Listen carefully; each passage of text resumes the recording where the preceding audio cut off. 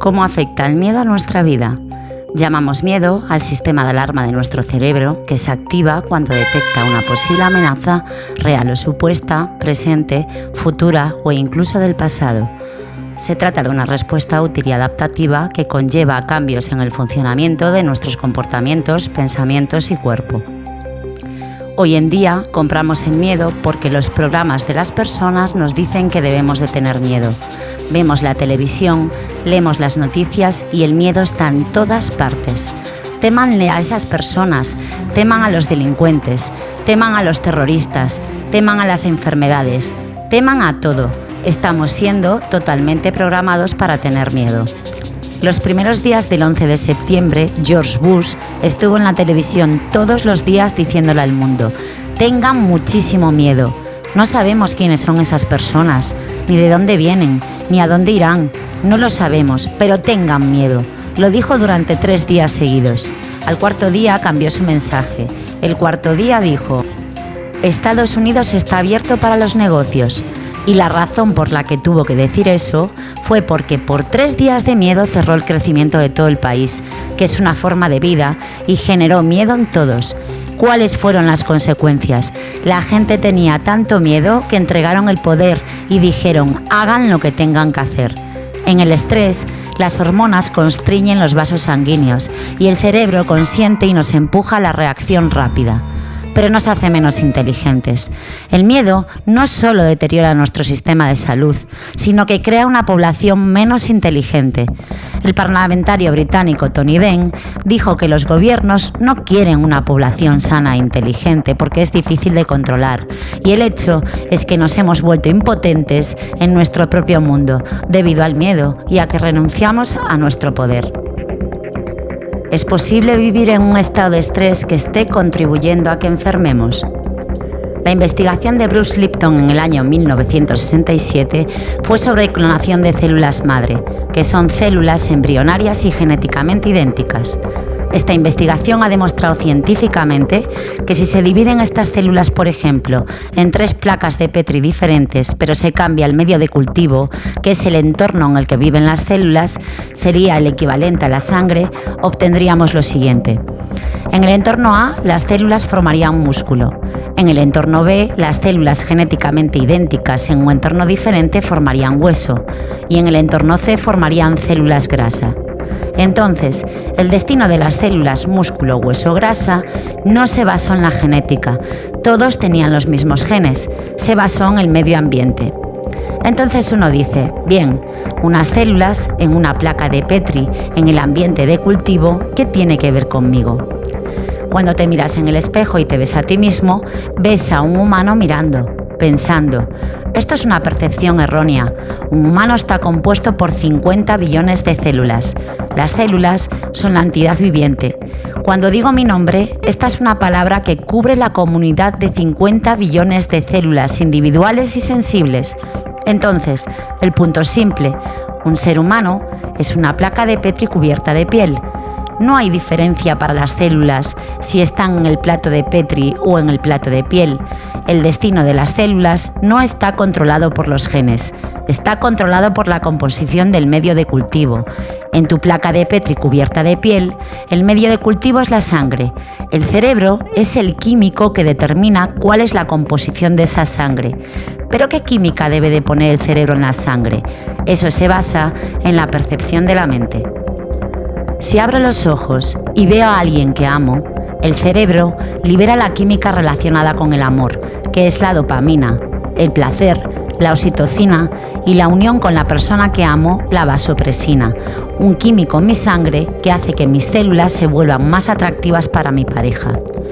Eso hace que te vuelvas más saludable. Por ello, una mente que percibe el amor, la química de ese cerebro es la química que mejora su vitalidad. Por eso, cuando las personas están enamoradas, brillan. La misma persona, si abre los ojos y ve algo que lo asusta, no liberará la misma química que en el amor. Si tienes miedo, liberas las hormonas del estrés y agentes inflamatorios que afectan el sistema inmune. Si abro los ojos y veo algo que me asusta, entonces la cortisona y la noradrenalina y los agentes inflamatorios llamados citocinas se liberan en el medio de cultivo. Cuando tenemos miedo, estrés, las hormonas de estrés apagan el sistema inmune. Son tan efectivas para apagar el sistema inmune que los médicos usan las hormonas del estrés terapéuticamente. Lo que significa que si quiero trasplantar un órgano extraño a un receptor, no quiero que el sistema inmune del receptor rechace ese órgano, así que le doy hormonas de estrés al receptor antes de trasplantar el órgano, ya que es tan eficaz para apagar el sistema inmune que permite que el órgano se adhiera antes de que el sistema inmune se active. Si están utilizando hormonas del estrés para apagar el sistema inmune, ¿qué significa eso para la persona promedio que ahora sufre de estrés las 24 horas del día? La respuesta es que estamos inhibiendo nuestro sistema inmune todos los días. Ese sistema inmune previene el cáncer, entre otras enfermedades. Todos los días, las personas crean células cancerosas, pero un sistema inmune saludable las elimina. Si observamos la vida cotidiana y vemos lo que lleva a las personas a producir hormonas del estrés hoy en día, no es un tigre que sale de la jungla o alguien de otra tribu que nos persigue con una lanza. No son esas las amenazas físicas que están en nuestra vida. Lo que nos lleva a generar cosas como la adrenalina y el cortisol actualmente es la cafeína y nuestra percepción de presión y urgencia. Cuando nos levantamos por la mañana y vemos que nuestro día es difícil o vemos que todo es urgente, nos ponemos en lo que se llama dominio del sistema nervioso simpático, que es la respuesta de lucha o huida, y es la adrenalina la que lo impulsa. Por lo tanto, cambia nuestra bioquímica en el interior, porque literalmente piensa que nuestra vida está en peligro, por lo que nos prepara para escapar. Entonces, lo primero que hace es elevar nuestra presión arterial. Nuestro suministro de sangre cambia. Normalmente el suministro de sangre es fantástico para nuestro sistema digestivo, pero se desvía a nuestras piernas y brazos para impulsarnos a escapar. Tenemos 3 tipos de estrés: físico, químico y emocional. El estrés físico, por supuesto, es un trauma, lesiones, accidentes, caídas. El estrés químico es un resfriado, infecciones bacterianas, niveles de azúcar en la sangre. El estrés emocional son tragedias familiares, segundas hipotecas, padres solteros, etc. Todas estas cosas desequilibran nuestro cuerpo y nuestro cerebro. Así que es una combinación de todas esas cosas con afecciones crónicas. Cuando hablamos de ansiedad y depresión, ambas se ven exactamente iguales en un escáner cerebral funcional. La ansiedad es cuando estamos fuera de balance, y cuando estamos fuera de la homeostasis o estamos fuera de balance, activamos lo que se llama la respuesta de estrés, y cuando se activa la respuesta al estrés, movilizamos enormes cantidades de recursos del cuerpo. Para alguna amenaza en nuestro entorno externo, encendemos el sistema nervioso de lucha o huida. Al movilizar toda esa energía, le da al cuerpo una descarga de adrenalina, la cual cambia el combustible que el cuerpo percibe que es seguro de usar, con lo que en cualquier momento el cuerpo está tomando una decisión sobre qué combustible usar y solo puede usar glucosa o grasa o una combinación de ambas. Cuando el cuerpo está en alerta roja pensando que debe salir del peligro, necesita algo de combustión rápida para poder hacerlo.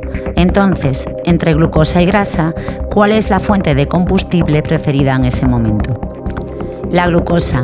Así que literalmente hay miles de personas que han perdido su capacidad de utilizar eficazmente su grasa corporal como combustible, porque siempre confían en su glucosa debido a la producción de la hormona del estrés. Esa es esencialmente la fase 1 del estrés, que es la adrenalina alta. Debido a que la adrenalina alta produce mucha inflamación en el cuerpo sabe que la inflamación es el comienzo de la mayoría de las enfermedades degenerativas. Por lo tanto, está tratando de mantenerte con vida. Por ello, necesita amortiguar esa inflamación. Y ahora que has estado produciendo adrenalina durante el último año o década, el cuerpo dice, bueno, no puedo mantener ese nivel de inflamación. Ahora necesito entrar en la segunda fase del estrés, que es cuando el cortisol comienza a elevarse. Pero cuando producimos cantidades excesivas de cortisol, su trabajo es ralentizar el metabolismo para superar una hambruna, y así tu ropa se torna más ajustada. ¿Y cuál es la respuesta de la mayoría de la gente cuando ve que la ropa le queda apretada? Ponerse a dieta y tiende a comer menos, lo que le confirma a su cuerpo lo que percibe como cierto, que es que no queda comida, y así ralentiza su metabolismo todavía más. El sistema inmune se deprime porque la energía utilizada por él es tan grande que interferirá por nosotros, evitando ese tigre con dientes de sable. Piensa, cuando una persona está enferma, tiene tan poca energía que a veces no puede levantarse de la cama.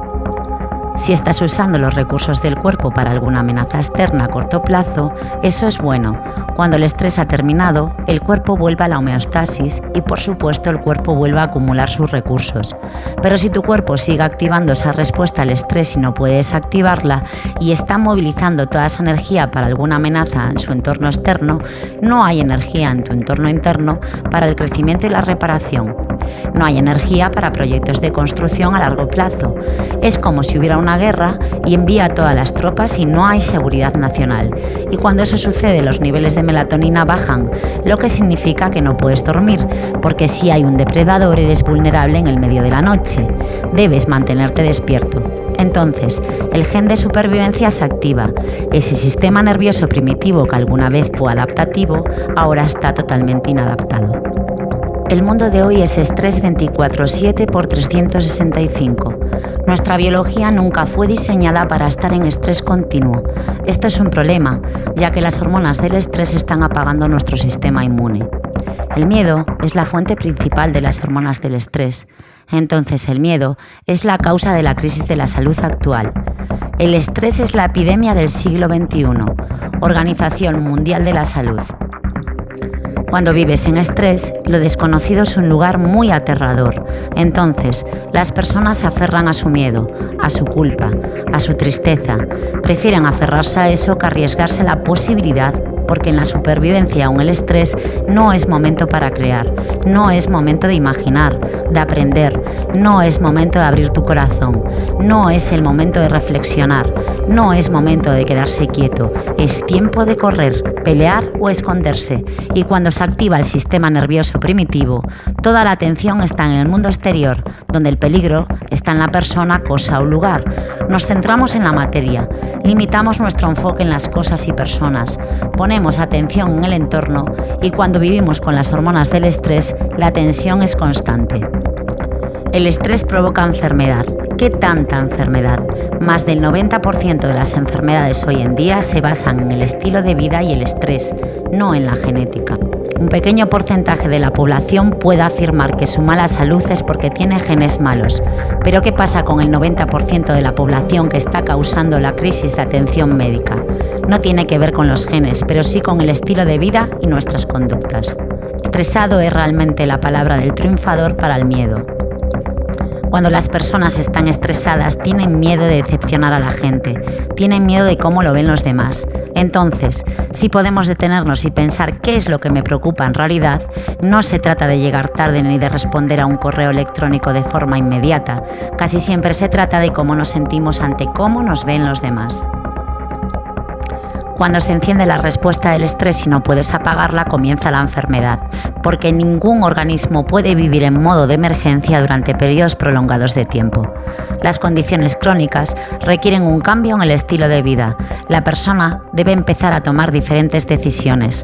Deben de cambiar la forma en la que piensan y sienten, y eso requiere que tomen conciencia de cuán inconscientes estaban.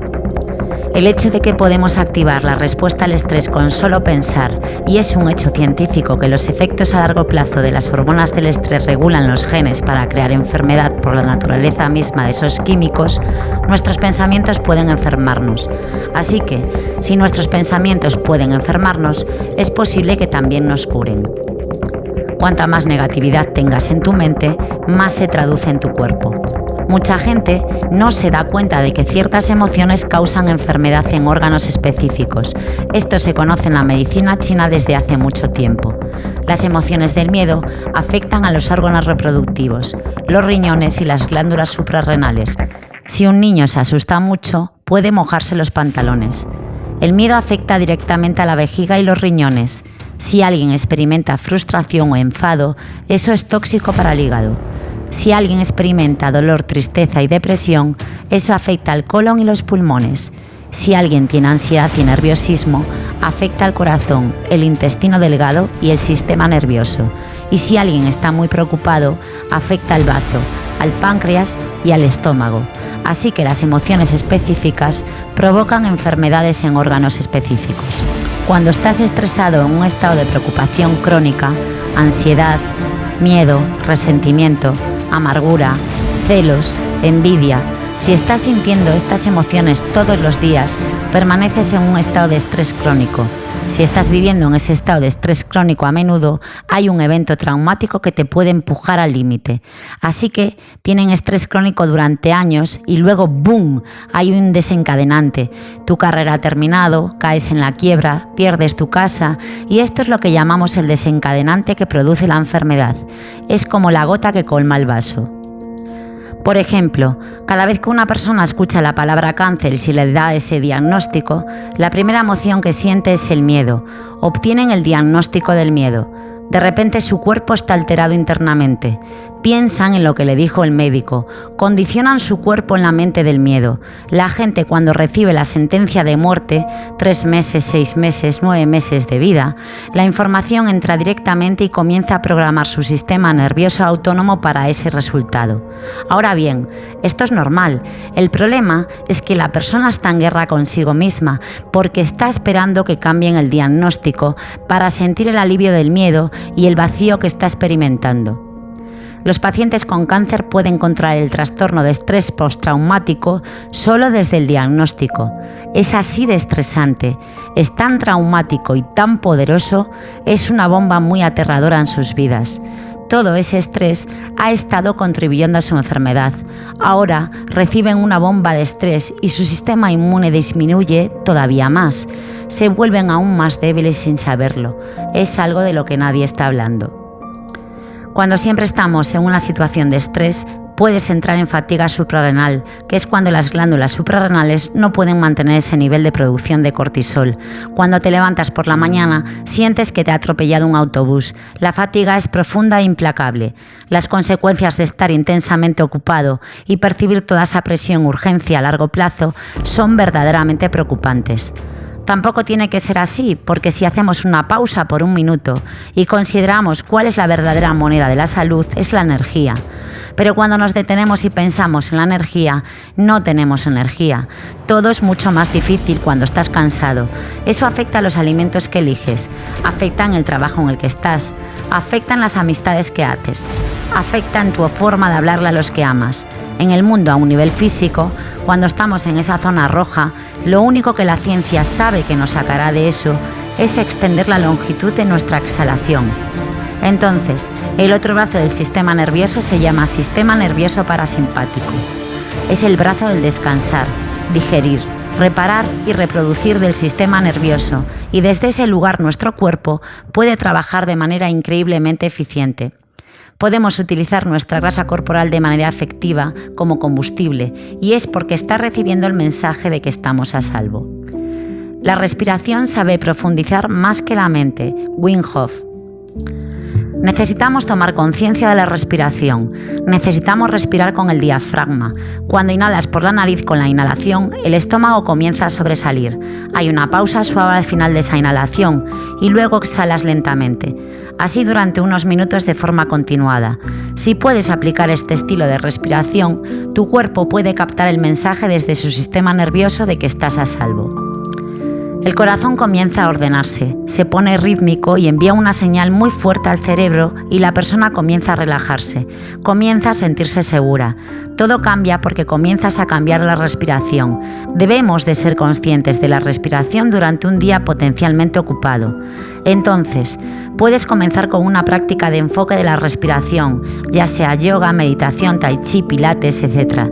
Si ninguna de esas cosas te resulta atractivas, puedes ir a la ventana o salir a la calle, colocando las manos sobre el estómago y pensando en las cosas por las que estar agradecido. Puede ser que cada vez que te detengas en un semáforo, respires diafragmáticamente.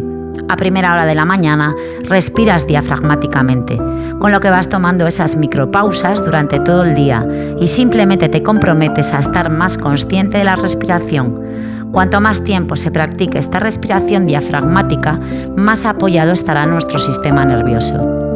Se sabe que el efecto del estrés en el cuerpo es muy profundo, incluso si comes perfectamente. Si estás crónicamente estresado, puedes crear depresión en la función inmune, puedes causar destrucción en el intestino, fugas en el intestino, puedes causar depresión, ansiedad, puedes crear inflamación en el cuerpo. Y así las técnicas que ayudan al cuerpo a restablecerse y restaurarse son críticas. Uno de los principios clave es el de la medicina funcional. Las personas deben de aprender las técnicas que les funcionen bien, sea yoga, meditación, oración, experiencias en la naturaleza, etc. Encuentro la meditación muy poderosa, regula el sistema inmune, afecta a la estructura del cerebro, a la neuroplasticidad, la conexión entre las células cerebrales crea nuevas células, aumenta la producción de células madre del cuerpo. Sabemos que no se tratan de teorías sin fundamentos, que tienen efectos biológicos reales, transforman tu salud todos los días. Para mí es una de las cosas más poderosas que he empezado a realizar como práctica, porque aparte de la comida como medicina y ejercicio, es probablemente una de las palancas más importantes que encontré para crear mi propia salud. Hay muchísimas cosas que podemos hacer para reducir el estrés. Cuando identificas todas las cosas que se hacen en la sociedad moderna como son nuestras rutinas diarias, gran parte de nuestra rutina diaria promueve el estrés. Pero hay muchos caminos fáciles que puedes hacer para reducirlo.